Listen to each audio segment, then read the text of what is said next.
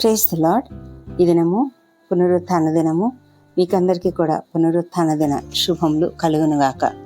మన కుటుంబాల్లో, సంఘాల్లో, బంధువుల మధ్య ఐక్యత తగ్గిపోతున్న ఈ కాలంలో దేవుడు మనకు ఒక అద్భుతమైన రహస్యాన్ని నేర్పిస్తున్నాడు.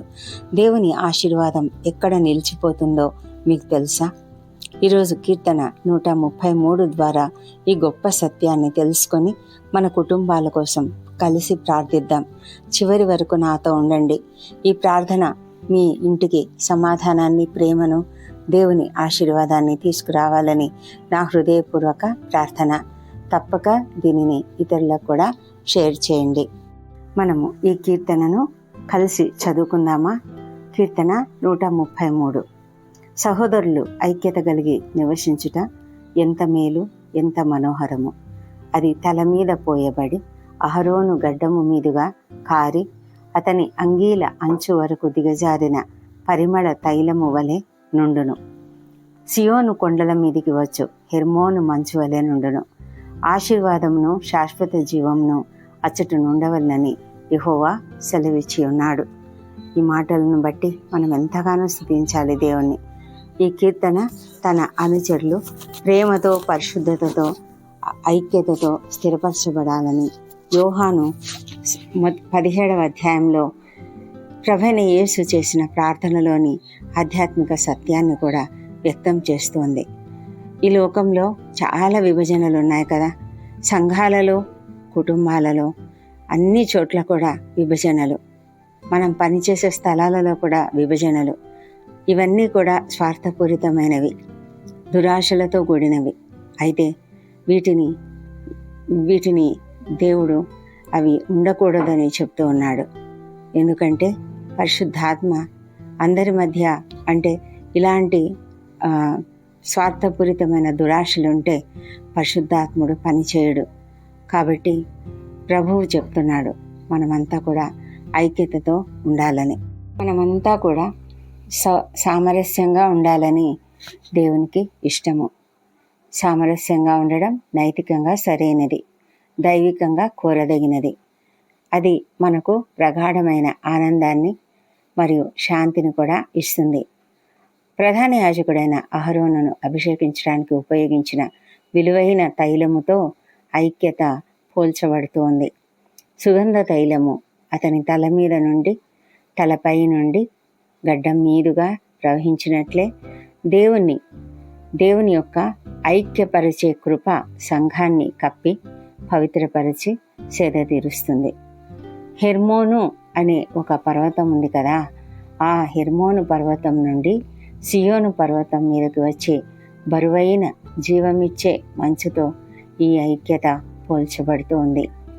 ఎడారి లాంటి భూమిలో ఈ మంచు అవసరమైన తేమను మరియు వ్యవసాయ అభివృద్ధిని కూడా, సమృద్ధిని కూడా తీసుకొస్తుంది. ఇది ఐక్యత.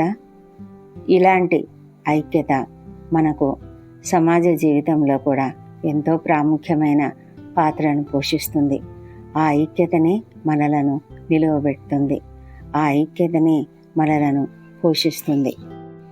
సమాజంలో ఐక్యత ప్రత్యేకమైన వ్యక్తులను అభిషేకించడానికి ఉపయోగించే తైలం వంటిది.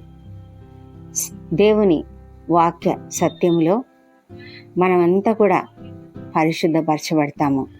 దేవుని పట్ల, ఒకరి పట్ల మరొకరికి మనఃపూర్వకమైన ప్రేమ ఉంటే అది దేవునితో సామీప్యతను, ఆయన ప్రజలపై అభిషేకాన్ని కలిగిస్తుంది.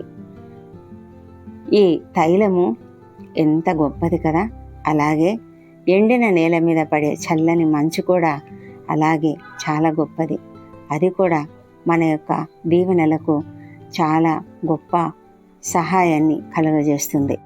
నూనె, మంచు ఈ రెండు కూడా భౌతికంగా పునరుజ్జీవనాన్ని కలిగిస్తాయి కదా.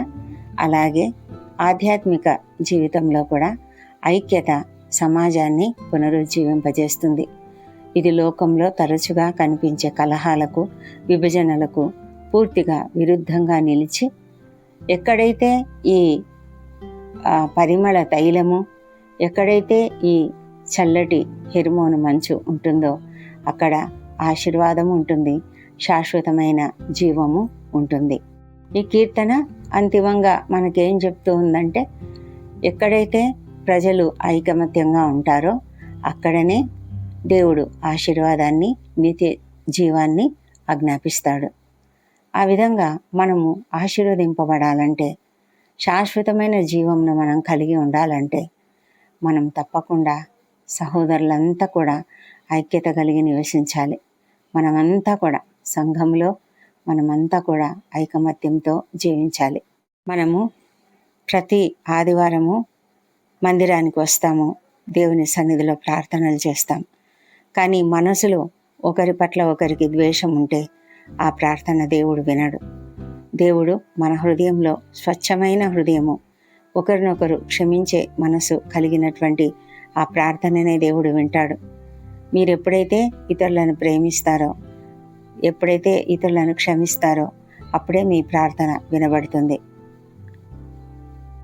మనుషుల అపరాధములను మీరు క్షమించిన యెడల మీ పరలోకపు తండ్రియు మీ అపరాధములను క్షమించును. మీరు మనుషుల అపరాధములను క్షమింపకపోయిన యెడల మీ తండ్రియు మీ అపరాధములను క్షమింపడు అని ప్రభువైన యేసు చెప్పారు కదా.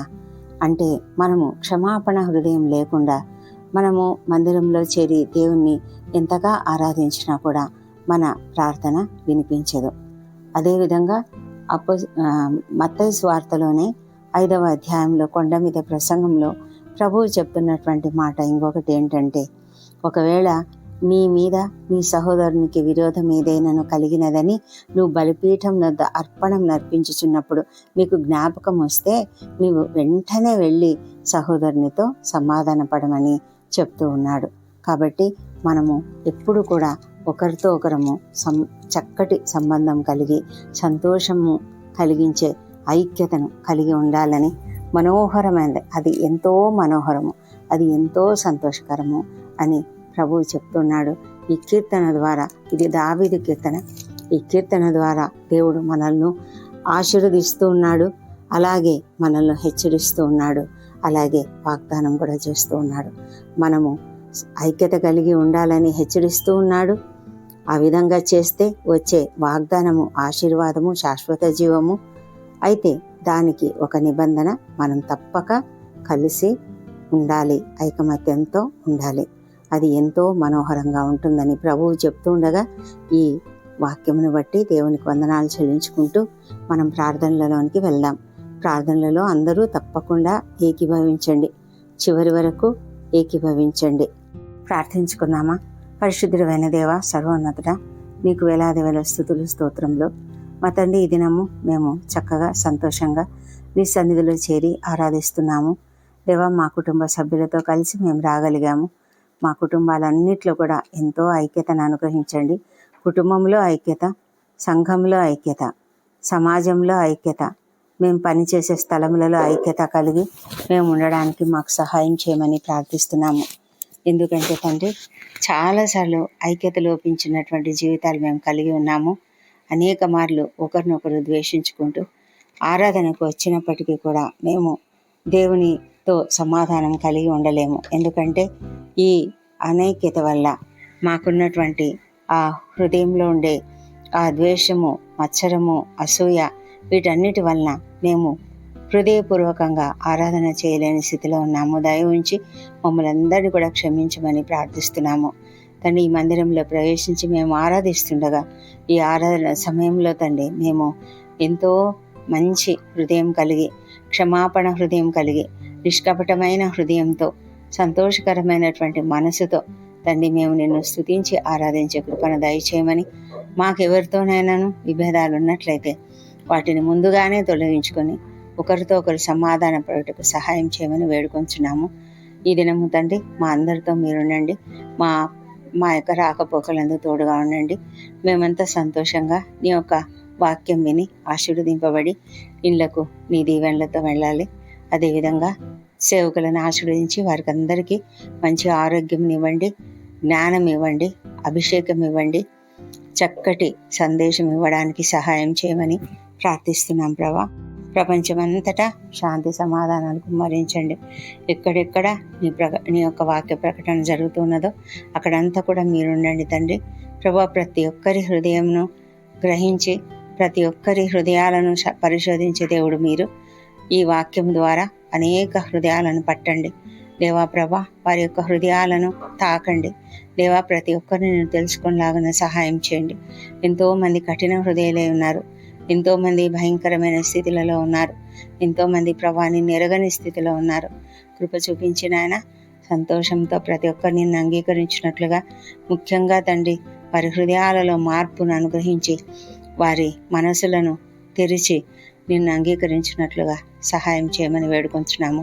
వ్యసనాలకు గురైనటువంటి వారికి యేసు నామములో విడుదల దయచేయండి ప్రభా. ఈ ప్రార్థనలలో ఏకీభవిస్తున్న ప్రతి ఒక్కరిని దీవించి, ఎవరికి ఎలాంటి సమస్యలున్నా సమస్యలు తొలగించండి.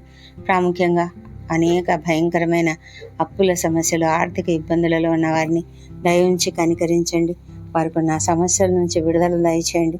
మా తండ్రి, ఉద్యోగాలు కావాల్సిన వారికి ఉద్యోగాలు అనుగ్రహించండి. వారి ప్రయత్నాలు సఫలం చేయండి. వివాహ ప్రయత్నం సఫలం చేయండి. సంతానం కొరకు ప్రార్థిస్తున్న ప్రతి ఒక్కరిని దర్శించి చక్కటి సంతానమును వారికి అనుగ్రహించండి దేవా. గర్భిణీ స్త్రీలను ఆశీర్వదించి వారికి సుఖమైన ప్రసవం అనుగ్రహించండి మా ప్రభానైనా.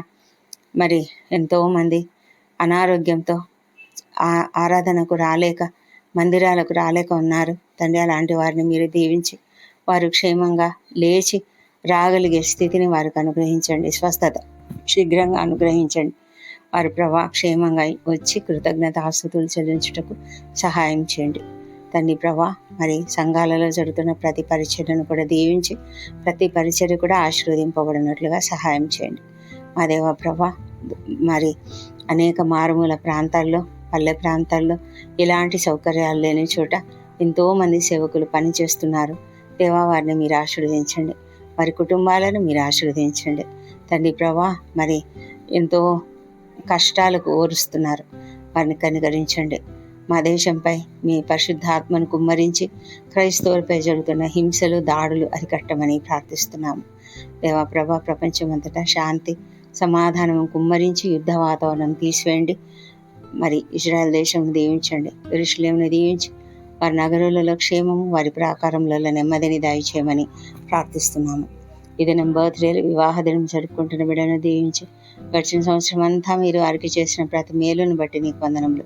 రాబోయే సంవత్సరంలో ఇంకా అధికమైన మేలులను వారికి అనుగ్రహించమని ప్రార్థిస్తున్నాం తండ్రి దేవా. నీకే వందనాలు చెల్లించుకుంటూ నైనా మరి ఈ ప్రార్థనలన్నీ మా ప్రభువును, మా ప్రియ రక్షకుడు నైనా యేసుక్రీస్తు నామంలో అడిగి పొంది ఉన్నామని నమ్ముతూ నీకు స్తోత్రం చెల్లిస్తున్నాము. నీకే వందనములు. ప్రియమైన వారులారా, ఈ సందేశం మీకు ఆశీర్వాదంగా ఉన్నట్లయితే మీ కుటుంబ సభ్యులతో మరియు స్నేహితులతో పంచుకోండి. దేవుడు మిమ్మల్ని సమృద్ధిగా ఆశీర్వదించును గాక. ఇదిగో సహోదరులు ఐక్యతగా నివసించుట ఎంత మేలు, ఎంత మనోహరము కదా. మనమందరం కూడా ఐకమత్యంతో జీవిద్దాం. దేవుడు మిమ్మల్ని ఆశీర్వదించును గాక. ఆమేన్.